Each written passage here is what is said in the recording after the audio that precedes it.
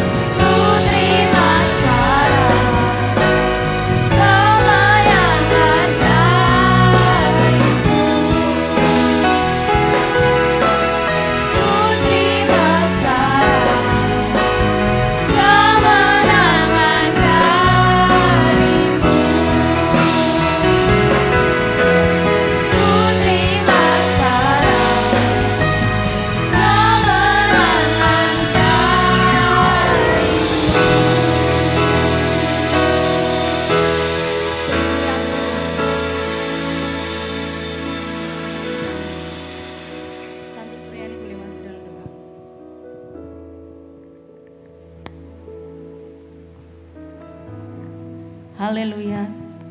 Haleluya. Inilah proklamasi iman kami, bahwa kami memiliki Tuhan yang besar. Dan kami bersepakat bahwa kuasa Allah yang besar itu senantiasa ada bersama dengan kami, melingkupi kami dengan segala kebaikan dan kasih-Mu. Sehingga pagi hari ini Engkau mengumpulkan kami di tempat ini adalah bentuk dari kasih-Mu. Terima kasih untuk kesempatan pagi hari ini. Kami sudah memberikan pujian kami kepada Engkau Tuhan. Terimalah menjadi persembahan yang menyenangkan hati-Mu. Dan kalau sebentar kami akan menerima kebenaran firman-Mu, berfirmanlah melalui guru-guru kami sebagai hamba-Mu. Kami siap mempersiapkan diri kami. Hati kami menjadi tanah yang baik untuk Kau taburi dengan firman-Mu. Tidak ada kuasa lain di tempat di mana kami akan mendengarkan firman-Mu. Di setiap kelas yang ada hanya ada kuasa Roh Kudus-Mu Tuhan. Tidak akan mengalihkan perhatian kami. Kami akan fokus menerima firman Tuhan. Menjadi kebenaran bagi setiap kami. Terima kasih Tuhan Yesus. Untuk hari ini, Engkau yang sudah menyertai kami, Engkau akan tetap sertai kami sampai selesainya ibadah pada hari ini. Menyertai juga, memberkati teman-teman kami yang sudah melayani dalam pujian, dalam tamborin, dalam multimedia, sound system dan musik. Talenta mereka diberikan untuk kemuliaan bagi nama-Mu. Dalam nama Tuhan Yesus Kristus kami ucap syukur dan berdoa. Haleluya, yang sepakat bersama katakan amin. Oke, kita akan berdoa. Mari satukan kita berdoa. Tuhan, terima kasih pada pagi hari ini kami boleh berkumpul di rumah Tuhan. Kami boleh beria-ria memuji Engkau. Kami boleh Tuhan memberikan hati kami, pendengaran kami untuk kebenaran firman-Mu. Untuk kami boleh bertumbuh Tuhan menjadi anak-anak-Mu yang boleh tumbuh lebih dewasa Tuhan, masuk dalam rencana Tuhan. Berkatilah kami semua, urapi kami yang menyampaikan firman Tuhan, dan setiap anak-anak-Mu yang mendengarkan Engkau juga urapi. Di dalam berkat nama Tuhan Yesus kami siap mendengar firman-Mu. Haleluya. Amin. Senang sekali bisa ketemu kembali dalam keadaan yang sehat.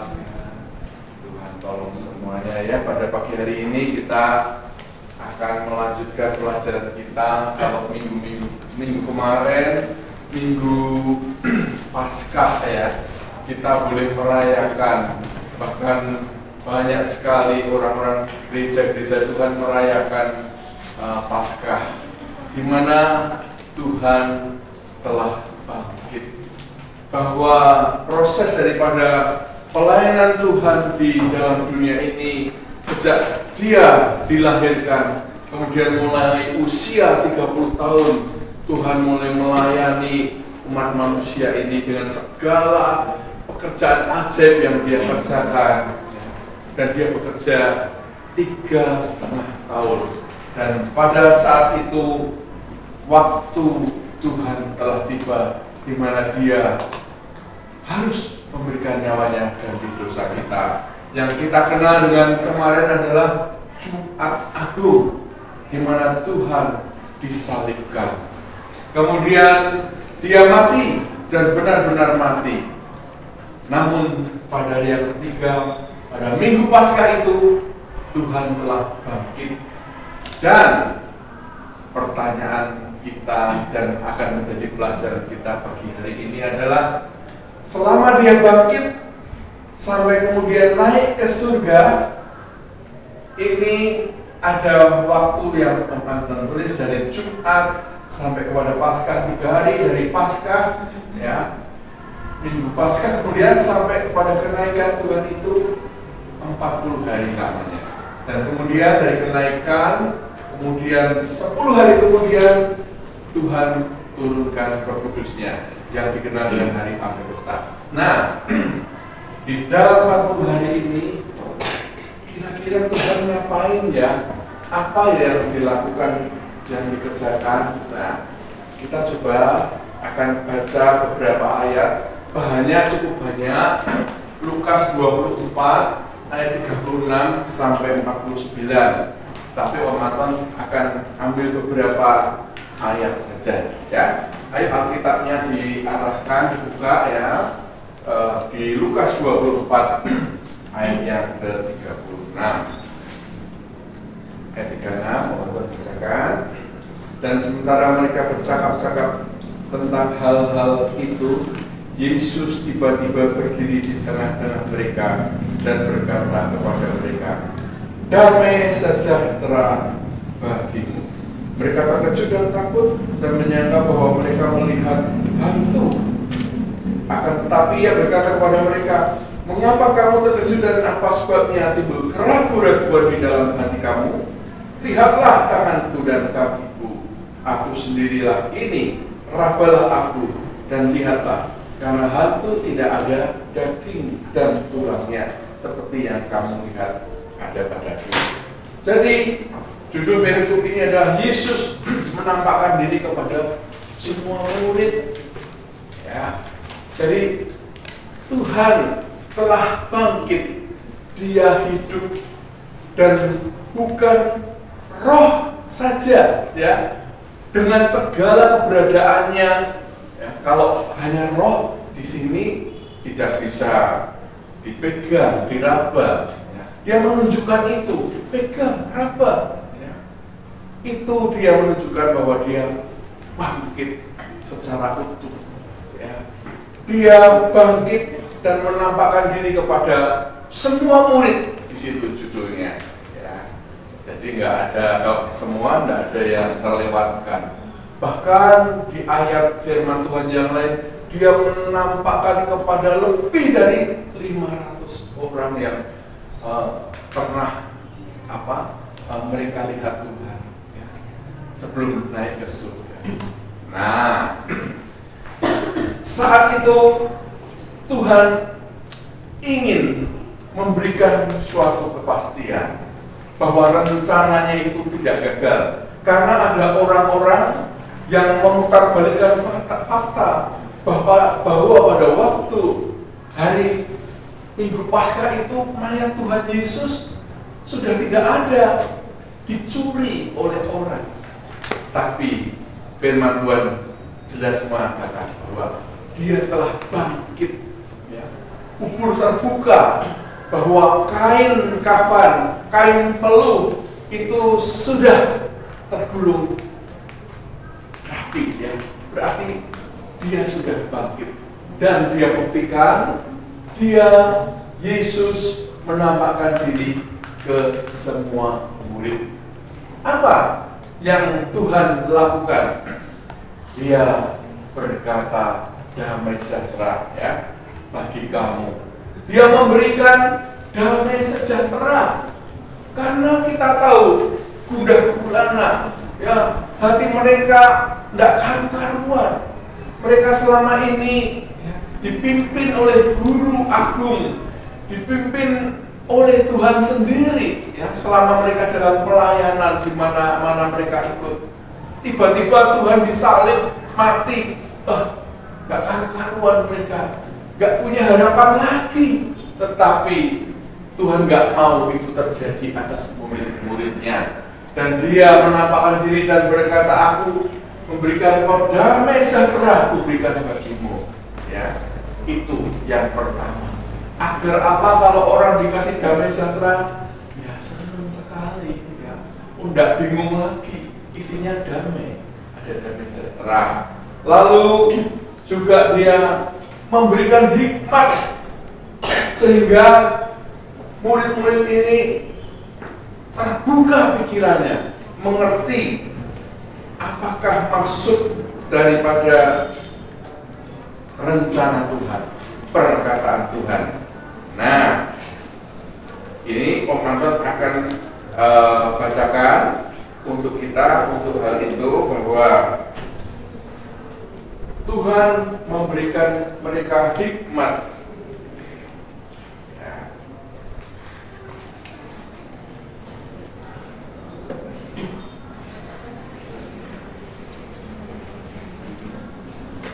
Ini ya, tak bacain dulu ya ayat 41 ya. Dan ketika mereka belum percaya karena girangnya dan masih heran, berkata ia kepada mereka, "Adakah padamu makanan ini?" Dan seterusnya, ya.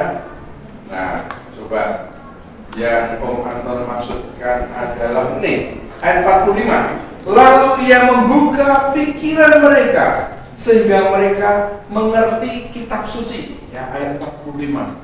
Perhatikan betul.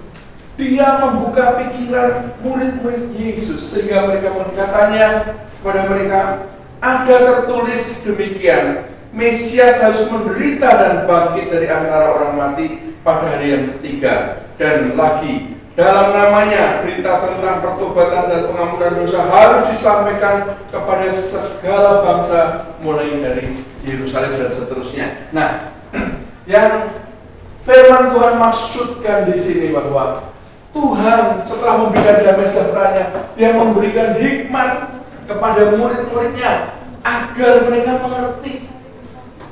Jangan sampai salah bahwa rencana Tuhan itu berjalan dengan sempurna. Ya. Bahwa tadi dikatakan ya bahwa setelah Dia membuka pikirannya karena ada tertulis demikian, Mesias harus menderita dan bangkit dari antara orang mati. Tuhan ingin katakan bahwa Tuhan harus mati dan Dia harus bangkit, dan kebangkitan ini ya akan membawa dampak kemenangan bagi murid-murid Tuhan untuk melakukan apa kata firman Tuhan. Tadinya mereka bingung, iya kalau Tuhan mati, bangkit, kemudian naik ke surga, mau gimana ini? Apa sudah selesai? Rencana Tuhan itu belum. Dan benar, Tuhan berikan hikmat itu. Dan juga apa? Tuhan memberi perintah kepada semua murid untuk menjadi saksi. Tidak nganggur, diam.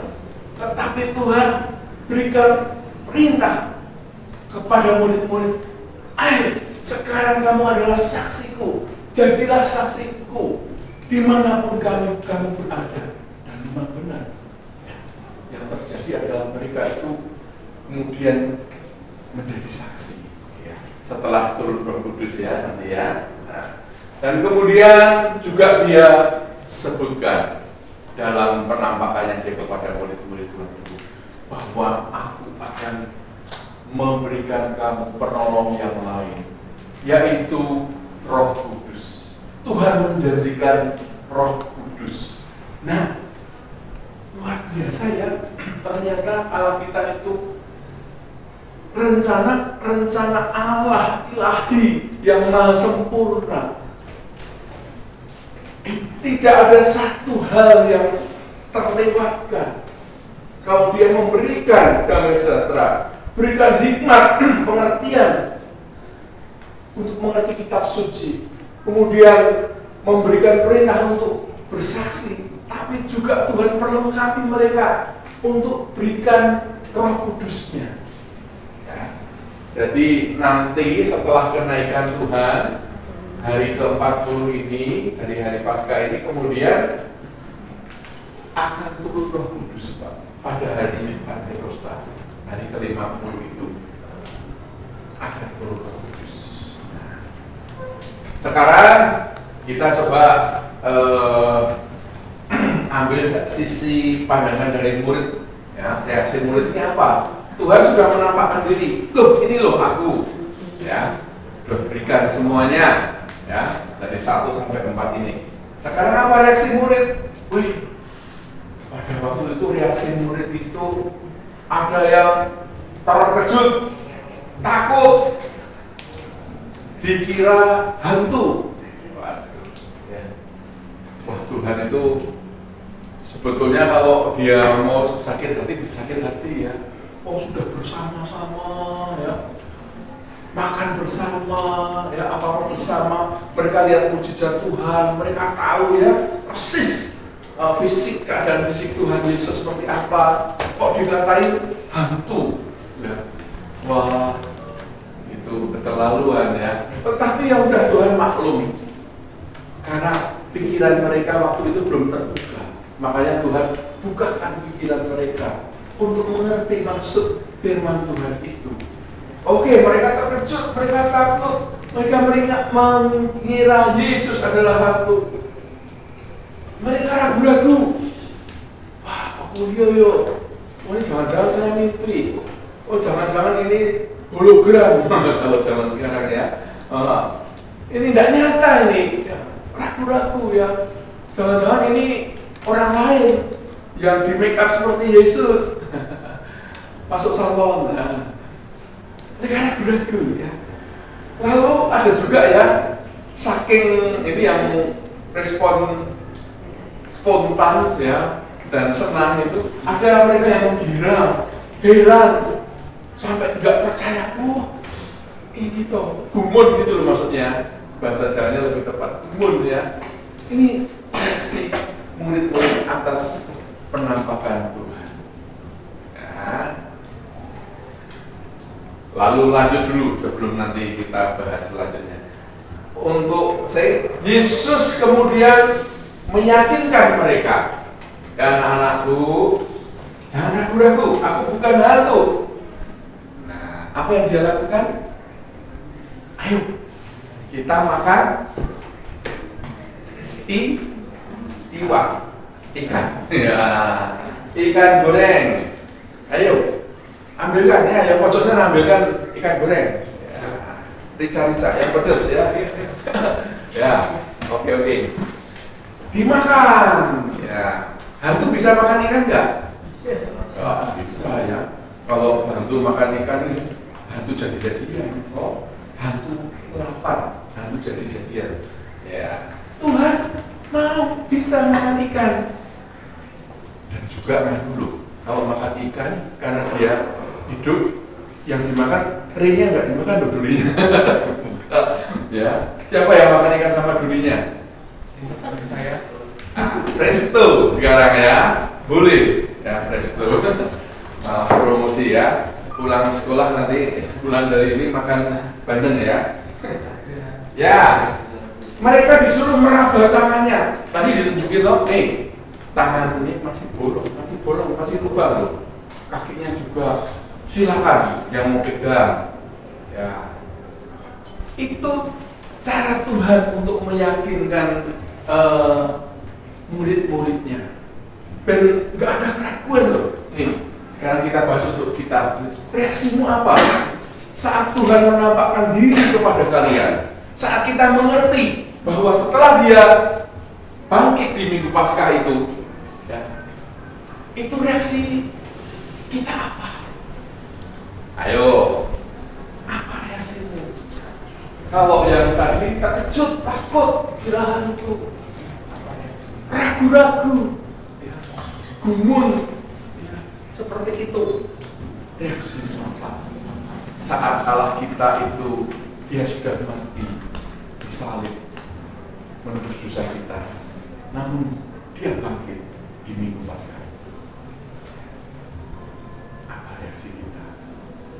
Mari kita sambut kebenaran firman Tuhan ini, bahwa dengan iman kita percaya Tuhan itu benar-benar sudah bangkit. Ya, dengan kesaksian-kesaksian ini nyatakan bahwa Tuhan sudah bangkit dan dia benar-benar adalah Tuhan. Karena apa? Juga ada Tuhan menampakkan diri dalam peristiwanya yang lain di tempat yang tertutup, dikunci semua, murid-murid takut. Mereka sembunyi di satu tempat terkunci, ya, kunci semua. Tuhan bisa masuk. Nah, itu. Kalau Tuhan nggak kasih hikmat pengertian, ya, daripada Tuhan, nah, pasti mereka nggak percaya. Kita juga nggak percaya. Makanya banyak orang nggak percaya masih sama Tuhan Yesus. Mereka belum punya hikmat yang diberikan oleh Tuhan, belum dibukakan pikirannya sehingga pikirannya itu boleh mengerti hal-hal yang ilahi. Yang mereka nggak percaya, yang dipikirkan fisik dunia saja, ya, yang logika saja. Tetapi saat pikiran kita, ya, diubah oleh Tuhan, diperbarui oleh Tuhan, dibukakan, maka kita akan melihat kemuliaan Tuhan lebih lagi dan lebih lagi. Benar, ya. Makanya pelajaran firman Tuhan pada pagi hari ini ingin mengajak kepada kita semua, yuk kita ini sudah diselamatkan, jangan diem dan diem, jangan cuman cuek dengan apa yang Tuhan inginkan. Apa toh yang Tuhan inginkan? Bahwa ayat pas kita Lukas 24 ayat 48 ini mengatakan, kamu adalah saksi dari semuanya itu. Walaupun kita tidak hidup di zaman Tuhan Yesus 2000 tahun yang lalu, tetapi saat ini pula kita ini juga adalah saksi.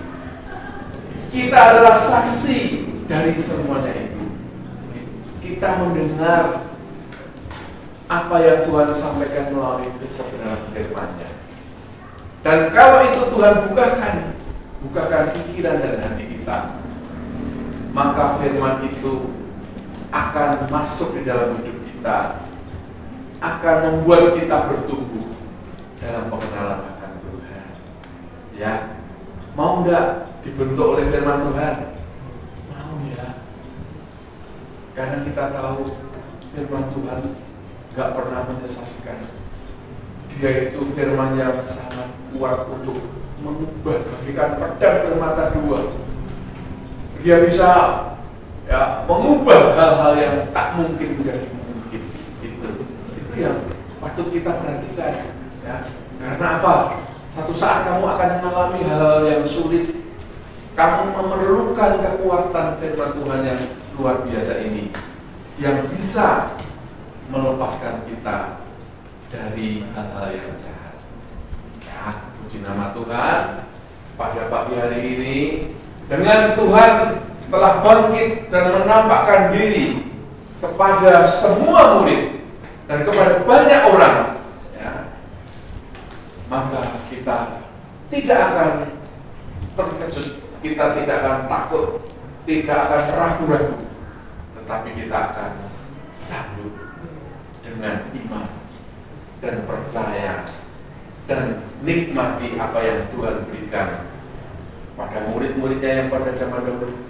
Kita terima juga seperti saat sekarang kita hidup, ya.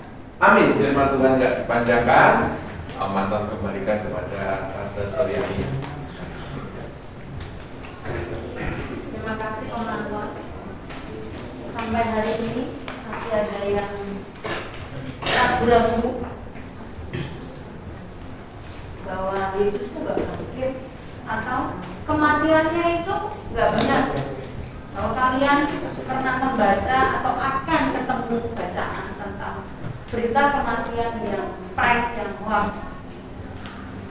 itu bisa menggoncangkan iman kepercayaan. Nggak mungkin Tante, puji Tuhan kalau sampai hari ini ada yang ragu-ragu, ada yang masih ragu-ragu bahwa Tuhan bangkit. Enggak. Ada yang ragu-ragu bahwa kematian Tuhan itu hanya dongeng atau cerita belaka. Yakin ya? Dalam keyakinan ini kalian bawa sampai berapapun usia kalian. Ketika anak tante masuk semester 2, dia cerita, "Mah, teman-temanku itu sekarang ada beberapa yang ateis. Dari agama apa mereka? Ada yang dari Kristen, ada yang dari Muslim, ada yang dari Katolik. Kenapa menjadi ateis? Kok bisa-bisanya menjadi ateis? Ya mereka nggak percaya Tuhannya, nggak percaya bahwa apa yang mereka yakini selama mereka dari kecil sampai mereka usia 18-19 itu hanya paksaan orang tua." Terus tante tanya sama dia, sampai sekarang menurut kamu, tante deg-degan bertanya, kok ini ya di usia 18-19 kok mereka ternyata sering berdiskusi tentang agama. Menurut kamu, keyakinan apa yang bisa kita pegang? Jawabnya ya mari deg-degan. Sampai saat ini menurut logikaku ya hanya Kristen. Nah, kok kamu menerima dengan logika, tidak menerima dengan iman? Satu saat akan ada yang menggoyahkan logikamu kalau kamu terima dengan logika. Dia bertanya, memang anak itu harus seagama ya sama orang tuanya? Coba, menurut kalian, apakah kalian satu keyakinan dengan orang tua kalian? Enggak. Tuh, tante jawabnya juga gitu. Enggak. Apakah kamu merasa terpaksa ikut keyakinannya mama? Ya enggak, aku enggak merasa terpaksa. Ya sudah, lakukan dan terima dengan iman. Tapi kan ada orang tua yang memaksa anak. Mungkin ada, tetapi menurut mama, saya bilang ini, selama mama yakin bahwa keyakinan mama papa itu benar, anak-anak harus ikut mama. Itu namanya maksa. Sekarang mama tanya, kamu merasa terpaksa enggak? Enggak, ya sudah. Kita selesaikan diskusi sampai di sini. Jadi nanti kalian akan ketemu dengan teman-teman yang mulai mengajak berpikir secara logika. Masa sih orang mati bisa bangkit? Itu hanya cerita, itu hanya dulu. Jadi hari ini firman ini bukan kebetulan ya teman-teman. Tanamkan endapkan dalam hati dan pikiran kita bahwa berita tentang kematian dan kebangkitan Tuhan itu pasti yakin. Karena kenapa? Ada saksinya. Sesuatu yang ada saksinya, artinya ketika Tuhan mati disalib, yang menyaksikan satu atau dua orang, banyak. Kalau kita lihat filmnya yang benar, tapi nggak tahu kisahnya, mungkin benar ya. Jadi ketika arak-arakan Tuhan Yesus dibawa ke Bukit Golgota itu nggak hanya satu dua yang ikut, tapi banyak. Ketika Tuhan Yesus mayatnya diturunkan, itu juga banyak yang menyaksikan. Meskipun waktu itu setelah gempa, mungkin keadaan menjadi lebih sedikit. Dan ketika dimakamkan juga ada saksinya. Saksinya siapa?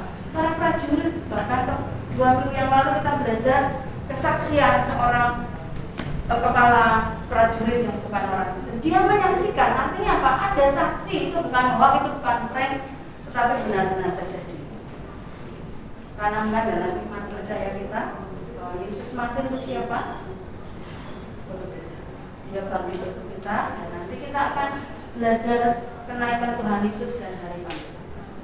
Kita akan dudukkan kepala. Bapak yang Maha Kasih, kami bersyukur firman-Mu mengingatkan kepada kami untuk kami tidak ragu-ragu. Kami pegang dengan teguh kebenaran firman-Mu bahwa Yesus yang kami percaya menjadi Tuhan dan Juru Selamat kami adalah satu pribadi yang pernah mati, pernah dikubur, dan bangkit pada hari yang ketiga. Itulah kuasa kebangkitan yang boleh kami rasakan sampai saat ini. Kuasa kebangkitan yang mampu menghapuskan keraguan kami, kuasa kebangkitan yang mampu menguatkan kami, kuasa kebangkitan yang mampu menyembuhkan sakit kami, kuasa kebangkitan yang mampu membangkitkan semangat kami. Terima kasih untuk firman-Mu. Pagi hari ini bukan suatu kebetulan, ini tertanam dalam iman kami. Kami boleh percaya bahwa hanya satu Tuhan yang benar, yaitu Tuhan Yesus Kristus. Memberkati Om Anton yang sudah melayani dalam firman-Mu, berkati pekerjaan, usaha, keluarga, pelayanannya, hingga kesehatan hamba Tuhan, sehingga pelayanannya boleh mempermuliakan nama. Setiap kami, anak-anak yang ada di tempat ini, kami menyerahkan hidup kami ke dalam tangan-Mu, kembalikan minggu depan dengan segala kebaikan-Mu. Teman-teman kami yang tidak masuk, yang sakit, Engkau pulihkan, sembuhkan.